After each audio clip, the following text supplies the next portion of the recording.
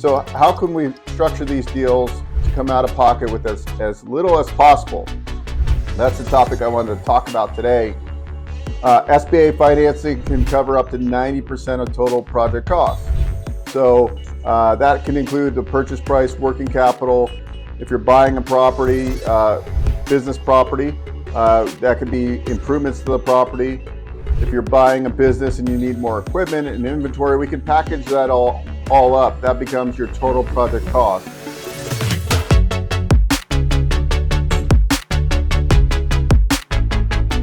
So as you're going through the businesses that you're looking to acquire, you're narrowing down the food group or the assets that you'd like to purchase, whether it's a business with real estate or just a business acquisition. That's great. Now we got to dive into looking at the deal, figuring out how to finance the deal, because like most of us that come from a real estate background, we know leverage is king.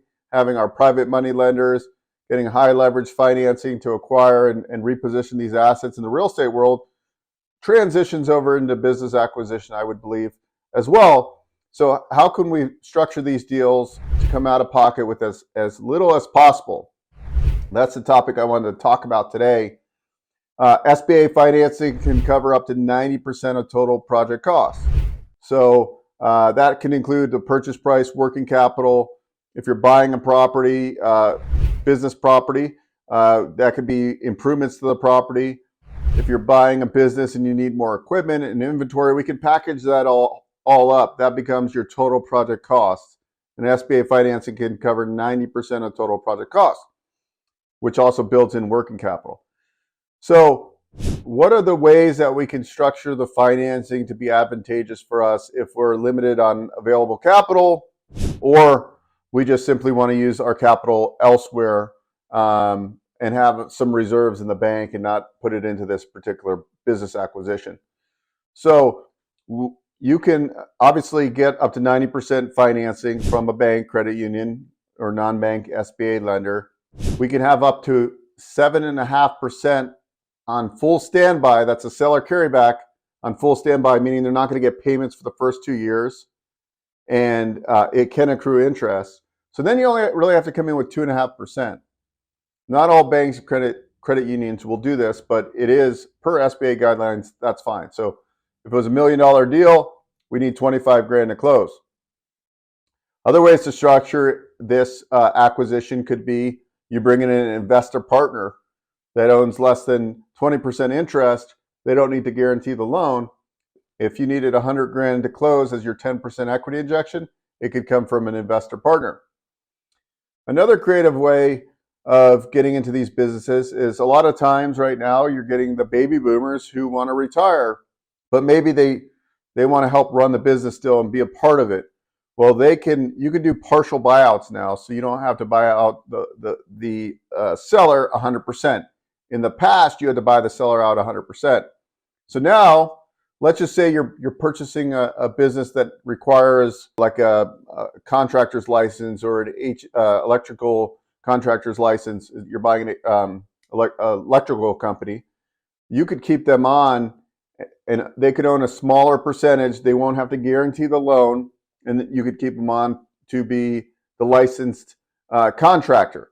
Right? So there's creative ways if you're buying a business that needs licensing, a specialty licensing, to keep them on, and they get what they want. They get bought out. They're semi-retired. They want to still work a few hours a week in the business.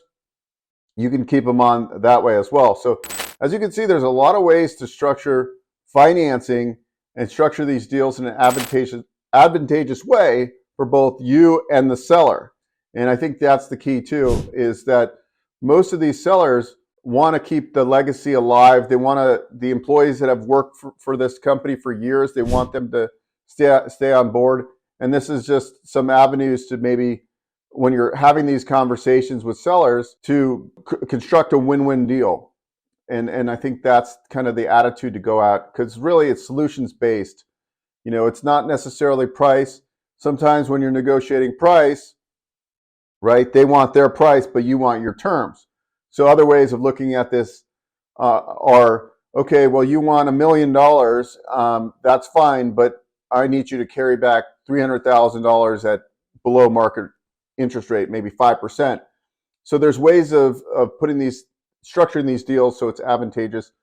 You can appease them, but also make it a win-win deal. Just like we're looking at real estate seller finance deals and buying on terms, right?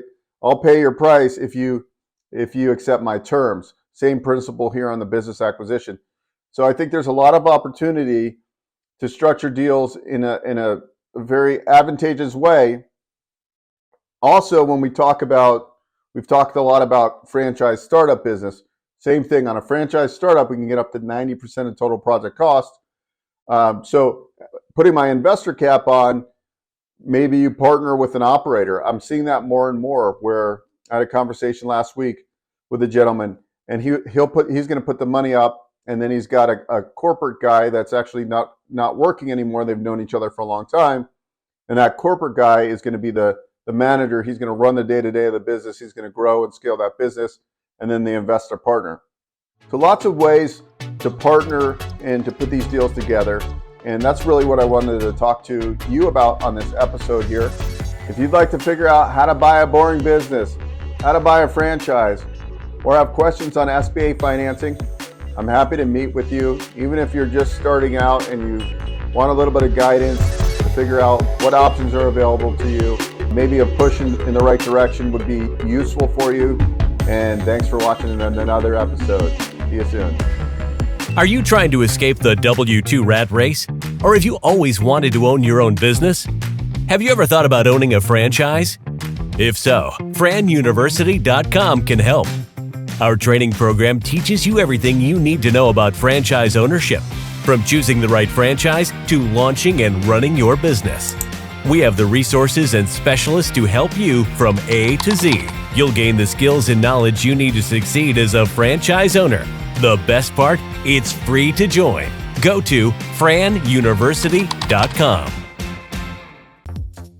Hey guys, Bo Eckstein here. If you enjoyed what you saw, please subscribe to this channel. We talk all things financing. I've been in the lending industry for over 20 years, and I'm happy to answer your questions and provide great content.